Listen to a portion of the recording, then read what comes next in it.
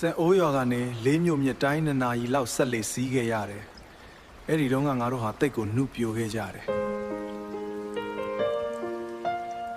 မင်းရှိတဲ့တန်ထောင်ရွာကိုရောက်ဖို့လှိုင်းတွေကိုဖျက်ကျော်ခဲ့တာပေါ့။ဒါပေမဲ့အခုတော့အရာအားလုံးဟာဝေးကြီးမှာကြံရစ်ခဲ့ပြီ။လေအုံးမှာထိုင်လုံးမြစ်ပြင်ကိုကြည်ခဲ့ဘူးတဲ့အေးမြတဲ့ရေလိုင်းတွေကငါတို့ရဲ့သက်သေးပါနနိုင်ကြတဲ့ခရီးကတိတ်ကိုတိုးတောင်းခဲ့သလိုပဲမင်းရဲ့ပြုံးတွေကိုတွေ့ဖို့ငါအမြဲအပြေလွှာလာခဲ့တာအိုးတန်ထောင်ရွာသူလေးရဲ့တောင်းတဲ့မော်ကတိမ်မင်းလဲကို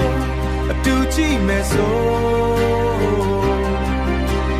လေးမျိုးနာမှာငါဖမ်းပြီးကင်စားကြမယ်ဆိုစပါးကင်းထဲမှာတူလက်တွဲလောက်ကိုင်းမယ်ဆိုအခုတော့မင်းရဲ့ကတိတွေညစ်ရည်ထဲမှာမျောသွားပြီလားငါတို့ဆုံခဲ့တဲ့အထက်တန်းကျောင်းဆောင်အိုလေးအခုတော့ပြိုပြက်လို့အသက်ပြန်ဆောက်ထားပြီမင်းရဲ့နှလုံးသားကလည်းအဲ့ဒီတိုင်းပဲလားမင်းရဲ့ရင်ခွင်ထဲမှာတခြားသူရဲ့ရင်သွေးတွေနဲ့ငါကိုမြင်ရင်တော့မင်းစိတ်ကနေလိမ့်မယ်အိုးတန်ထောင်ရွာသူလေးရဲ့တောင်းတဲ့မော်ကတိမ်မင်းလေးကိုအတူကြည့်မယ်ဆိုလေးမျိုးနာမှာငါပန်းပြီးကင်စားကြမယ်ဆို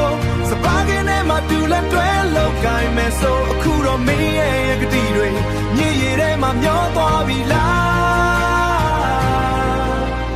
လေးမျိုးမြစ်ထဲမှာငါတို့အတူတူယူခဲ့ကြတာကိုမှတ်မိသေးရဲ့လားအေးမြတဲ့ရေလိုင်းတွေကြားမှာငါတို့ရဲ့ကိုတီဆောက်မယ်လို့မင်းပြောခဲ့တယ်ဒါပေမဲ့ဘဝဆိုတာဆက်လေစင်းလိုပါပဲဒါပေမဲ့ဘဝဆိုတာဆက်လေပါပဲတချို့ကစိတ်ကန်းရောက်မယ်တချို့ကတော့မြစ်လဲမှာတင်ကြံရစ်ခဲ့ရတယ်တန်ထောင်ရွာသူလေးရဲ့တောင်းတဲ့ဘောကတူကြည့်မယ်ဆိုမင်းပြောခဲ့တာလေလေးမျိုးနာမှာငါပန်းပြီးကင်စားကြမယ်ဆိုစပါးကင်းထဲမှာတူလက်တွဲလောက်ကိုင်းမယ်ဆိုအခုတော့မင်းရဲ့ကတိတွေညစ်ရည်ထဲမှာမျောသွားပြီလားလေးမျိုးမြစ်ကတော့အရင်တိုင်းစီးစမ်းနေသေးပါငါရဲ့အမှတ်တရတွေပဲမင်းစီမှာကြံရစ်ခဲ့တယ်နှုတ်ဆက်ပါတယ်တန်ထောင်ရွာသူလေး